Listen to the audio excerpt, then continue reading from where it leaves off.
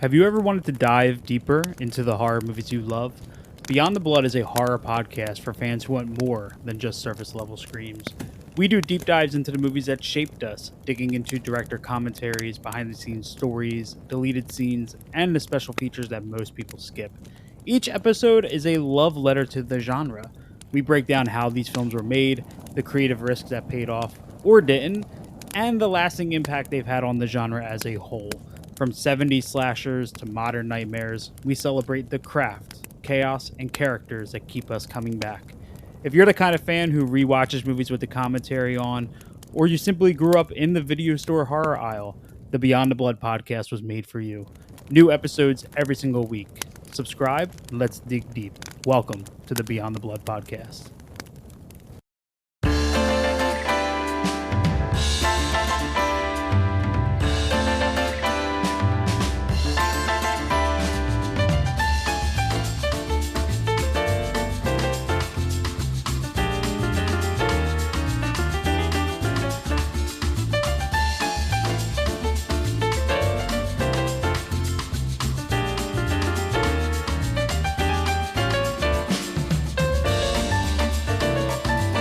Hi there, I'm Chris Tashu. And I'm Jess Byard. We're the hosts of The One Season Show, a podcast where we take a look at TV shows who only lasted one season from start to finish. Each month we tackle several episodes of the show, and on this episode we are going to be talking about the next two episodes in our chosen order of 1967-68, The Prisoner. As Jess mentioned, it is a order that is the 6 of 1 order from their website, which is a fan website dedicated to this show. So we are not watching episode 2 and 3. We are watching episode 2 and 3, but the episodes that are in 2 and 3 spot are Free for All and Dance of the Dead.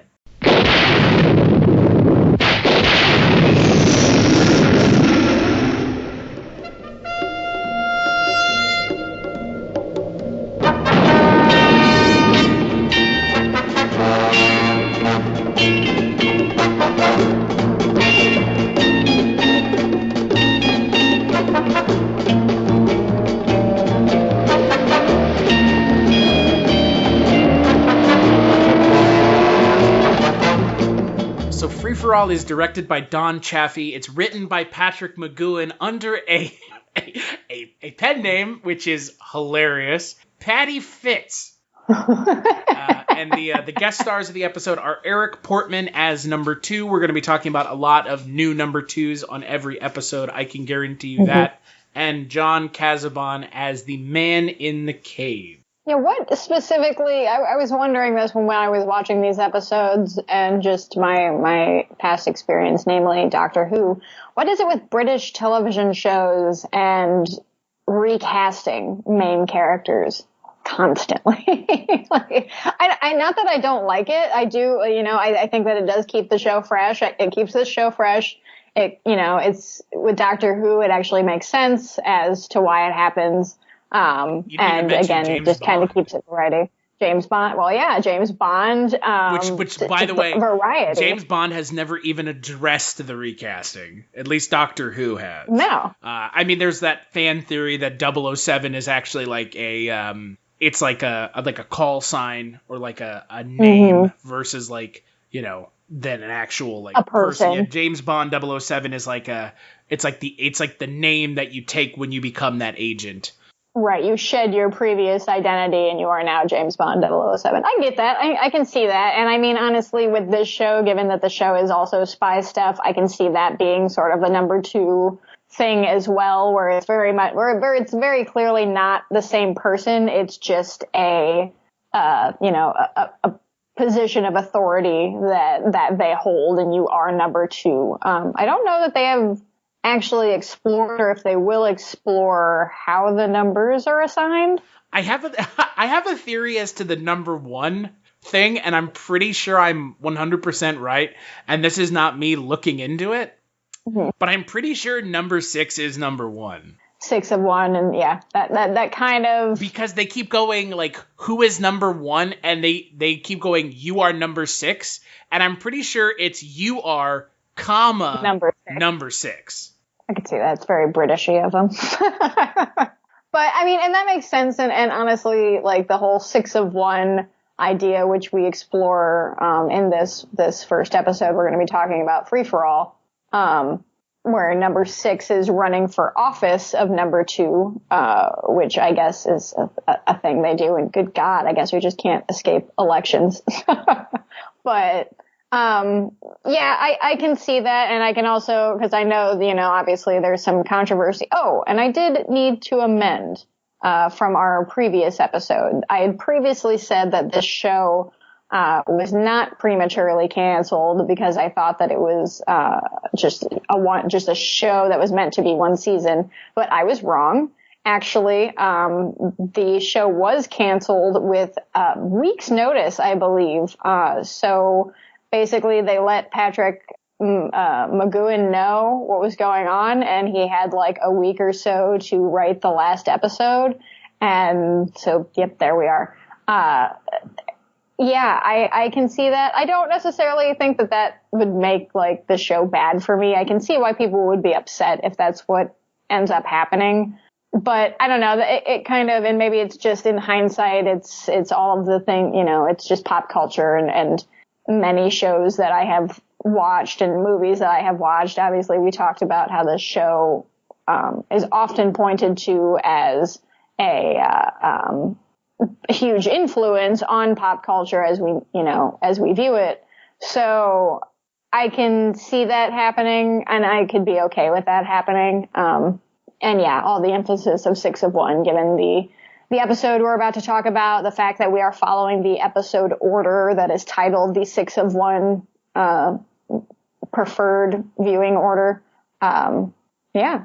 So I'm curious, getting back to kind of the episode, what did you think of this episode where number 6 runs for the office of number 2? So of the 2 episodes that we watched for this time around, this is my least favorite. I wasn't a huge fan of this, although I do think that it's pretty hilarious. I don't know. This episode had me chuckling quite a bit. There's a moment where Patrick McGoohan is talking to number 2, who is who's number 2 in this? Eric Portman, yes, which I actually liked that performance. I liked his rendition of number 2. And so there's a moment where they're talking and number 2 asks him if he's going to run, meaning, are you going to run for the office? But Patrick McGoohan answers it, any chance I get, which kind of, I don't know, it just was hilarious to me because, again, this episode kind of plays up the fact, and it kind of does lend to your theory, Chris, that part of him is so focused on figuring out why he's there and trying to escape and getting out, but the other half of him is so like into what's going on. Like he's participating in a local election. He's, participating in the town. He holds some authority in the town now. And I know, Chris, off mic, we kind of discussed that in these 2 episodes, there's really no linear story happening, I guess. And I think other than the fact that Patrick McGoohan, number 6, is just constantly trying to figure out why he's there and what's going on. That's basically the same thing every episode. There's no true storyline, I don't think. At least not that has presented itself yet. Isn't that funny considering how they make a big deal of watching these episodes in a specific order? Well, and that's what I'm kind of, you'd mentioned off mic that like you didn't really know what the fuck was going on in these episodes, and I can definitely agree with that sentiment because it does kind of just feel like we're jumping in to something that's already been established. And part of that is obviously because we're watching it in a specific order that was designated by a group of people. I also don't know, like, did Patrick McGoohan himself say that the way that, they were aired was not how they were meant to be watched? Or was this a decision made by, the people who have watched it and have collectively it just kind of snowballed from there? I'm not sure. And I do, this show, I think, is going to be a lot less about story and more about themes of, themes of duality and themes of part of what I did like about this episode is I do think Free for All is pretty relevant. I think that it's about this. He's ostensibly running for this local election where he would be number 2 so that he can find out what exactly is going on. And, if he can be number 2, then maybe he can meet number 1. And it just cracks me up that he thinks that by getting elected to a position, he's going to somehow figure out the big secret. Like, has it not been established already that you are never going to figure this out? Right, but I think that just that just plays to his character. Sure. What I think makes this relevant to me personally is that right now, given the times that we are living in right now, in, America and generally Western civilization, we're constantly told that, if you're educated and you work your way up and you get into these places of, these positions of power and, you work really hard, you're going to be able to figure your life out. You're going to have some stability. You're going to, make it. Hello and welcome to Tumbleweeds and TV Cowboys. My name is Hunter. In this podcast, I'll be joined by a different guest each week to discuss a classic Western movie or TV show. I've been a fan of classic Westerns for as long as I can remember, and in recent years, they've become very nostalgic for me. I love the aesthetic, the tropes, and I love seeing different filmmakers' takes on them. At their best, they're incredibly entertaining, rewatchable, and some of my all-time favorite movies are Westerns. We'll mostly focus on Western movies made in Hollywood, but we'll also be covering spaghetti Westerns, and one thing I'm very excited to get into are Western TV shows. I've got some amazing guests coming on the show, film professors, historians, and podcasters. And Tumbleweeds and TV Cowboys is part of the Someone's Favorite Productions podcast network, and many guests on the show will be from other shows on the network. Thanks for listening. Through, and when we find out that the ladder is virtually never ending and you just keep climbing and climbing and climbing and you're never really going to hit that ideal, I think that theme really resonates throughout this episode, where number 6 is, the whole saying 6 of one, what is it? 6 of one and half dozen the other. Half dozen the other. Essentially it just means it's the same thing on both sides. To put it in more, modern terms, welcome, say hi to the new boss, same as the old boss. Right. The status quo is the status quo is the status quo.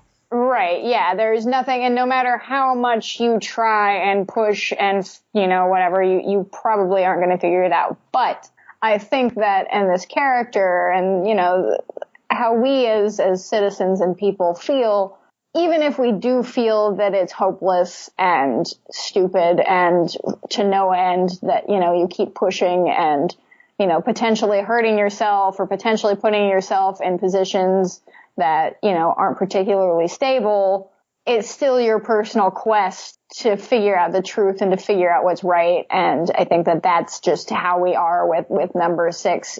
He's determined. And plus he's also a spy. And I think that a lot of this, jabs at his ego a lot. The first episode is he's been tricked. He's been tricked and taken to this place, and he's like this super awesome spy. And I think that just kind of supersedes the knowingness of being stuck there in this loop, and it just forces him or keeps that drive going. But for the most part, this episode is relatively a mess. Yeah, it's just the thing I'm starting to notice, having jumped ahead watching the show, and obviously when we get to those episodes, we'll talk about them. But I've noticed that a lot of these episodes just have a good idea set up, and then they don't understand how to follow through. And I think, and this, I'm curious where you come down on this. I think it may have benefited from being a half an hour show as opposed to an hour-long show, because it seems like there's parts of the episode where it just meanders and just is trying to fill time. And look, I like looking at Port Iron, North Wales as much as the next person. I appreciate the imagery of the show, but at the same time, that cannot suffice alone for this show to be interesting. Right. And I mean, I could see it maybe being like a 45-minute show. Like, I think maybe a 30-minute show is a little too, just not enough, but I do agree that maybe an hour is a bit much, because I will agree that there are shots, scenes that just kind of meander. And also this show is very weirdly edited at times. Just how they cut to things and in between things. And I think that part of that is just, for me, on the technical standpoint, it looks sometimes that like that you're cutting in between shots that they went and filled in later. It definitely just is like, the case. Yeah, that just kind of like throws me and kind of does move the pacing. I don't know, it makes the pacing more noticeable, I guess. And I think honestly, what we're going to end up with this show is it's going to be one of those shows or movies that probably lands more on art piece rather than story, like art piece with themes rather than story and driven narrative. But we shall see. But I would think that like a tad shorter of episodes would be a good idea. And the other thing also is, and we ran into this with Kolchak the Night Stalker on our Kolchak the Night Stalker podcast, and if you're into that show, by all means go and check that out. The thing we ran into with that is something I think that you kind of already touched on it here. This show may end up being a show whose influence is felt more than the show actually succeeded as a show. Mm-hmm. I mean, like we said, there's a lot of interesting ideas that the show at a base level is talking about. There's a lot of interesting like visuals and things that are copped by other stuff. Mm-hmm. Even as far as like, I know that J.J. Abrams and Damon Lindelof said that the rover, the giant weather balloon, inspired the smoke monster from Lost. Right. There's a lot of things that took inspiration from this show. It's just kind of right now after this episode, I'm struggling already to go, why is this the second episode that we're watching? Right. Right. And like, I didn't want to be in this position already. And like, obviously having watched ahead, that's kind of already jading me a little bit. But with this first actual episode of our show talking about the show past the pilot, this episode is a real mess, Again, interesting ideas, but ideas only go so far, similarly to visual. And I think that, like, especially from this time, like, I don't know, I try to view things within that prism of time as well. And when, like you said, there's a lot of this, that influenced other shows and movies that maybe did these things better. And I think that that's just sort of what happens when you watch things, particularly from this time, like late 60s, early 70s, where everything is starting to change. Like, the formats of television and film are changing. These stories are changing. The more serious themes, we're going from like television shows like Bewitched and I Love Lucy and all these different like Dating Game and all of these different very bite-sized, very, surface level things. And we're going straight, we're developing straight into more complex ideas and narratives. And I think that this show does fail in the narrative structure, definitely so far anyway, that I've seen. I have not watched ahead. I've just watched the episode so far that we've been talking about. But I think, it is fun for me to look and see how, things have been expanded upon and synthesized and just repackaged, and to see how those things sometimes work better than the original source material is kind of fun for me. Just because it makes me, because as a genre fan, as I've watched a lot of really, not great movies and not great TV, but those nuggets of goodness and interesting pieces and concepts within those, quote unquote bad narratives or whatever you want to call them are often worth it for me. Unfocused narratives here. And they're often worth it for me. They're often that's often, even if the whole journey wasn't fantastic, I still enjoyed watching it. I mean, I still, Werewolf wasn't a great show, but it has some, I enjoyed it for what it was. Yeah, and same with Kitchen Confidential. I mean, I stick around with that show, and I've rewatched it so many times because of the performances. Mm-hmm. I mean, look, I really like Patrick McGoohan in this show. Like, I really like his performance in this show. We talked a little bit about James Bond. So Patrick McGoohan was offered the role of James Bond at one point. Yeah. He turned it down. Do you want to know why? To do this show? No. Oh, okay. It is such a stodgy reason that it honestly makes me wonder how, like, I don't know how much fun Patrick McGoohan was to be around. Probably not very much. Yeah. So he turned it down because he felt the role was too promiscuous. Yeah, that sounds about right. Oh my God, he has sex with multiple women. No, can't do that. Well, see, and I... You can imagine him saying that in all seriousness. Oh, yeah. And Albert Broccoli just going, okay, whatever, never mind, like, and moving see, on. I like Patrick McGoohan, but he's not my favorite part of this show. I think my favorite, and this kind of comes down to just what your tastes are and what stuff, that tickles your fancy. I like a lot of weird imagery. I like all this British stuff. I like all these I enjoy the world that I'm in, so I don't mind so much the lack of story. But what takes me out of the world often is Patrick McGoohan and his fucking faces that he makes this whole fucking show. He doesn't, there is part of me that feels like, while he is a creator on the show and he wrote this episode, there is part of me that feels like he doesn't want to be there, right? Yeah, well, I get which kind is of super mixed. strange. Yeah, I get mixed feelings from it because on one hand, like, he seems like he's kind of a goofy, tongue-in-cheek guy given this performance, and I can't do justice explaining his faces. Honestly, I hope there's a compilation on YouTube, and if there's not, maybe I'll show myself. But I just, like, if you can go online, if you haven't watched this show, which is on Amazon Prime, so if you have that, you can definitely watch it right now. Just turn on 5 minutes of any episode, really. It doesn't matter. This plot won't be spoiled for you.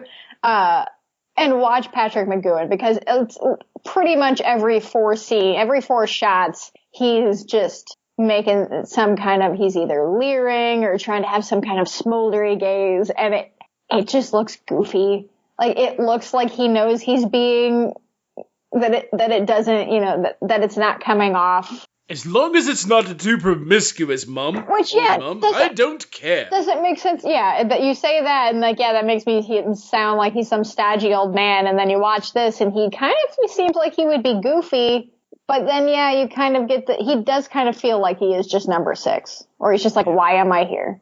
Yeah. This world is too fun and weird for me.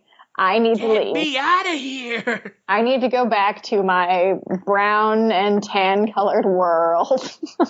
No, yeah. When I read that, I actually read that last night when I was, because I've been rewatching the James Bond films, and I think the thing that always interests me more about James Bond is not who played James Bond, but who didn't play James Bond. Right. And I was like looking at on Wikipedia, they have like a list of people who were considered, and then they have a list of people who were offered and turned down. And when I saw Patrick McGoohan's name on that list, all I could think to myself was, when it said too promiscuous, I just thought, yep, that sounds about right. Like, that tracks 100%. Because boy, he seems like he is his character. Yeah. In general. Yeah, and maybe that's not the just case. I haven't had a chance to track the documentary down. Maybe Patrick McGoohan was a lovely, wonderful man who could take a joke, but like, ugh, dude, even those early James Bond movies weren't that promiscuous anyway. No, it's all just like tongue-in-cheek stuff at that point. I mean, I guess, yeah, that was pre-Pussy Galore, right? Pussy Galore was in like the first 2 James Bond. Oh, well then, see, maybe it was too. See, how to eat that? There you go. I mean, Patrick McGoohan looked up approximately 1 James Bond movie, saw that there was a character named Pussy Galore, and went, absolutely not. I can't believe they're using the name Pussy as a name. Oh God, whatever, Patrick McGoohan. But yeah, so that's fine. So Free for All is essentially he runs for election, he wins, and then at the end of the episode, he's back to being number 6, and nothing has changed. Right.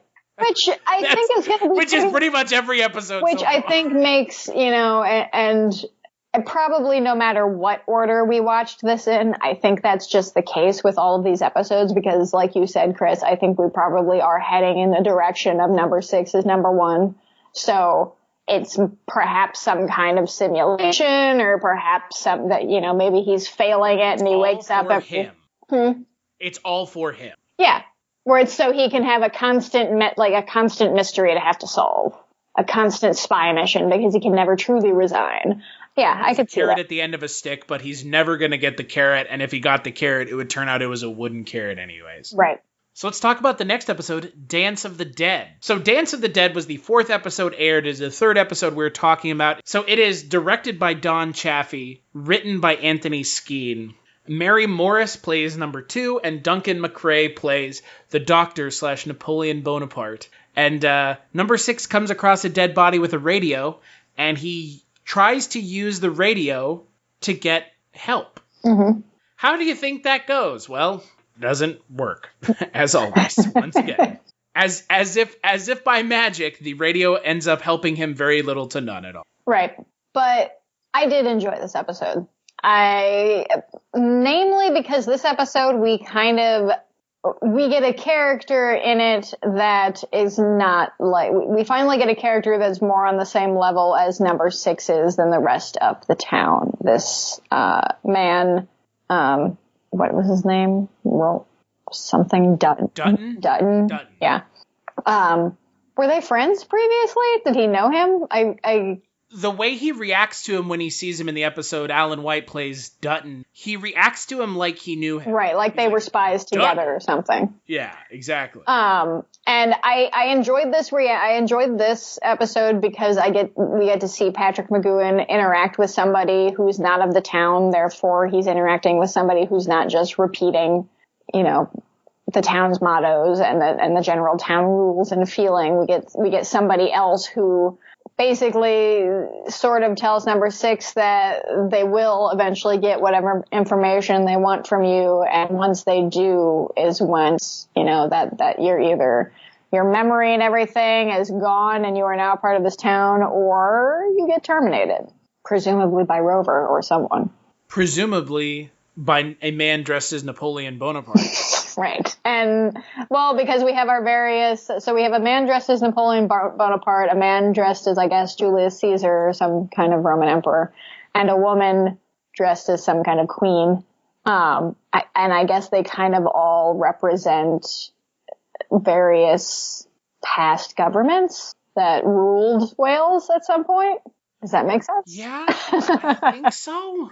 And there's a lot of stuff that happens in these episodes that they just kind of say and then leave it at that. And it's like, you can't just do that. Well, I mean, you can. You can, and they have. But for those of us who want more than you to just say it and leave it at that, could you maybe expound on it a little more? Yeah, I mean, he essentially is trying to escape, as he often is, and is, brought back as he tries to escape to sea. He's brought back by Rover, and has to sort of deal with this person that he knows is going to be terminated soon. I guess, I don't know this. So I liked this episode because we get to see that interaction with somebody not of the town, at least, presumably not of the town. I also did enjoy seeing a female number 2. I liked, Mary Morris in this role. I think dressed as Peter Pan for whatever reason. I'm pretty sure she was supposed to be a Peter Pan illusion anyway. I liked her.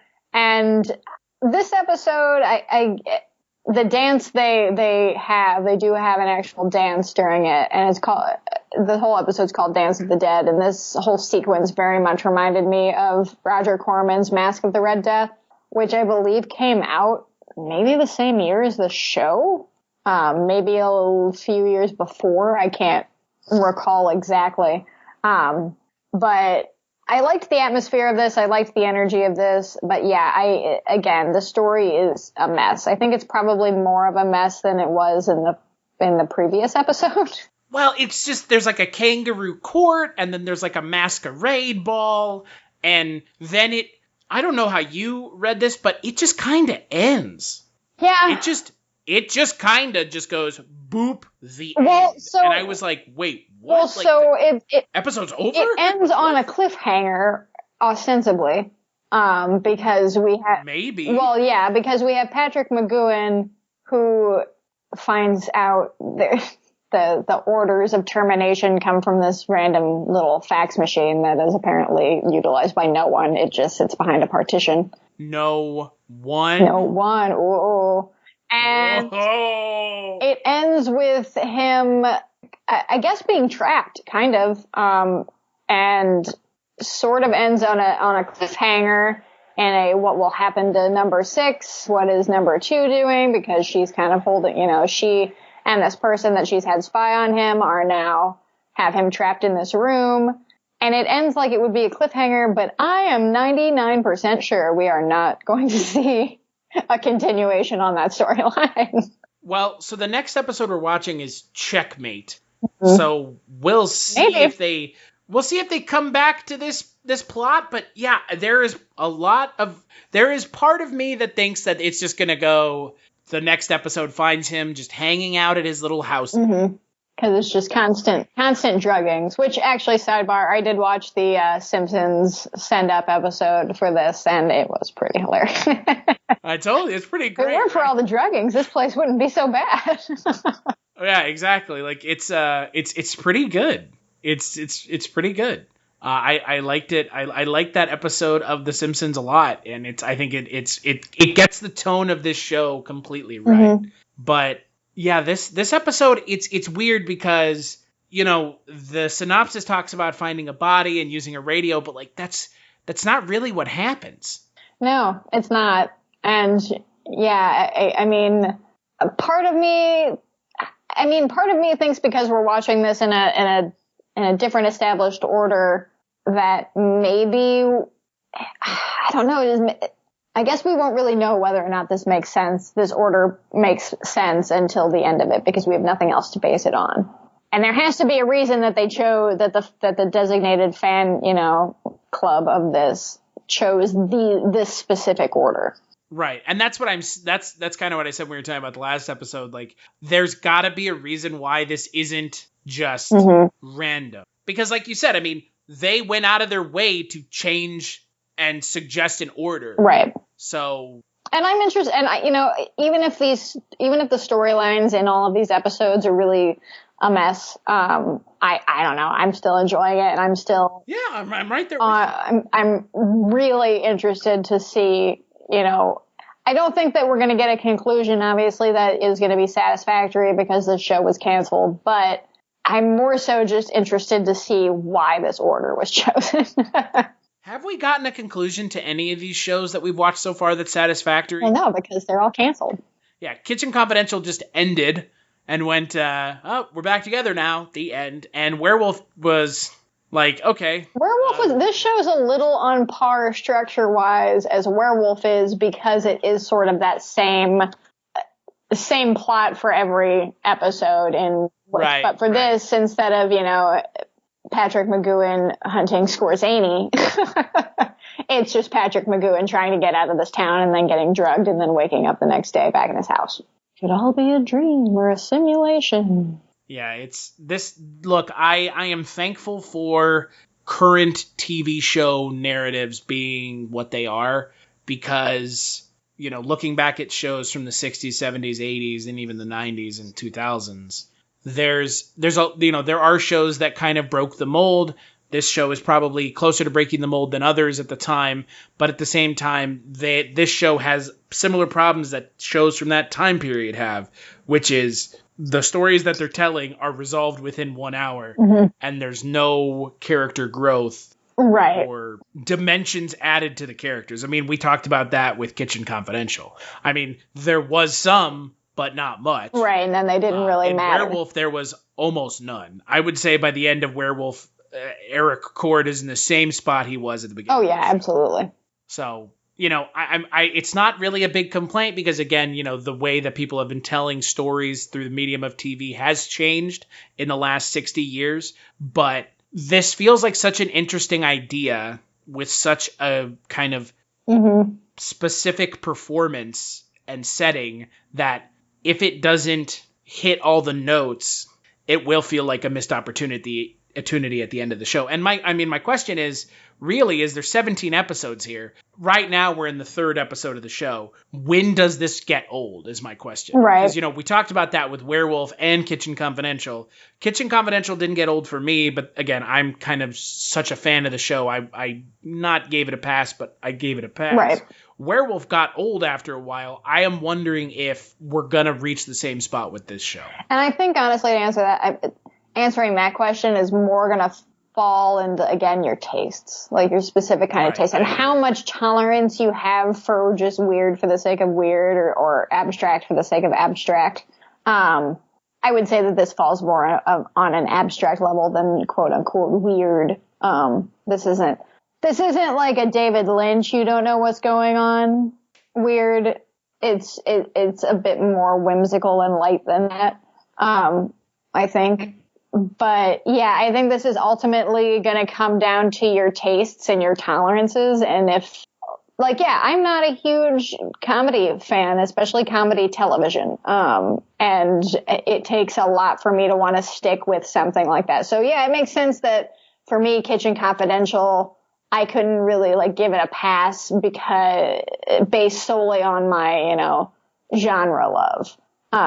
I can definitely say that genre does, it can influence my tastes, and the fact that the prisoner hits, checks a lot of boxes in my, particular likes for aesthetic and likes for atmosphere and just general for late 60s, early 70s sort of, storytelling and structure. I think that I'm probably going to overall enjoy this more than you, I would say, but we will see. Yeah, I'm right there with you. I probably, I love sci-fi. Like I've said before on this show and other podcasts that I'm on, I grew up watching another show that's from this time period. I grew up watching Star Trek, the original series. Mm-hmm.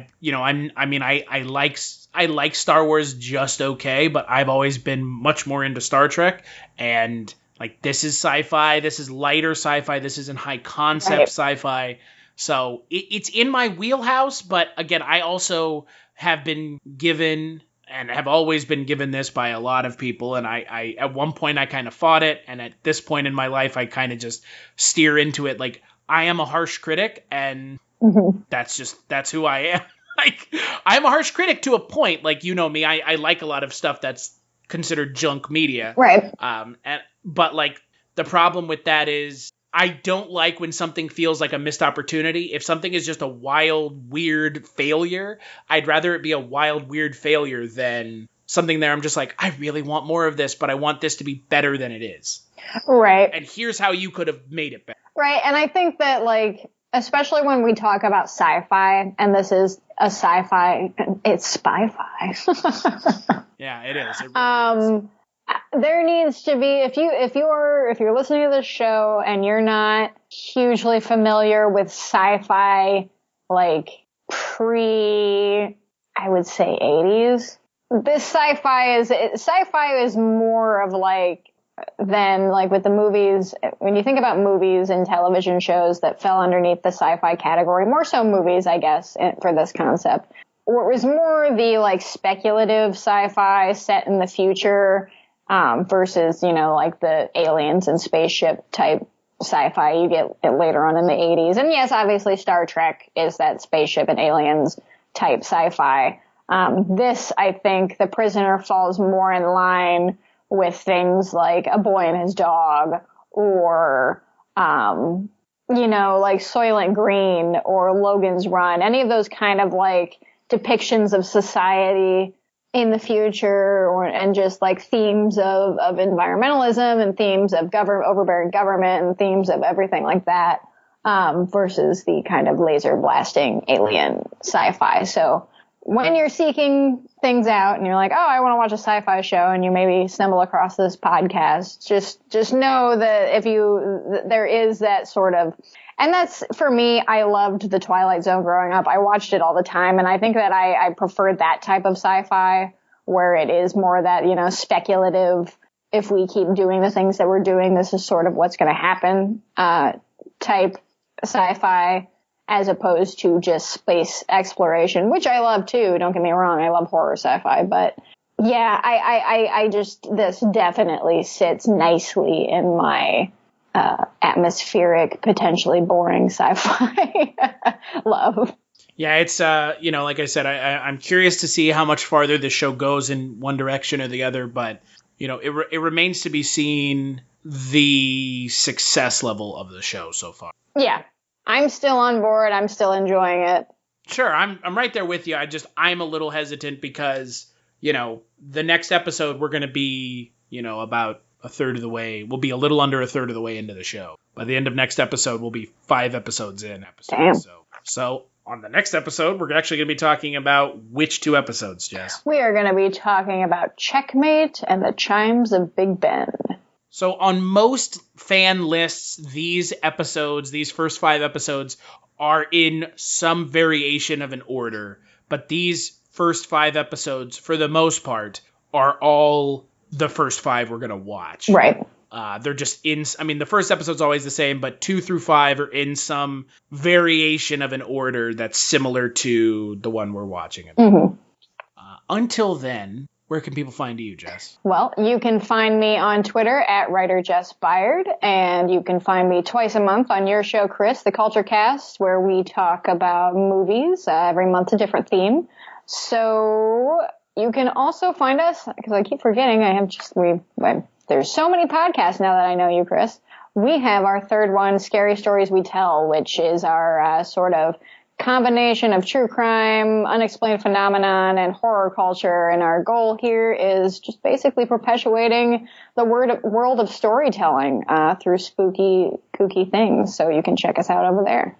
As for myself, for the things Jess didn't already mention, you can find me on Twitter, casualty_Chris. You can find me on the Life and Times of Barney Miller podcast, Chronicles from the Crypt, where we talk about Tales from the Crypt, and Dreams for Sale, which is a Twilight Zone 1985 podcast. As always, you can find us here at oneseasonshow.com on all podcatchers, Android, iOS, Google Music, Spotify, all the good spots. Check us out there. Big thanks to the music for this season, which is Mustaches and Martinis. We'll catch you on the next episode.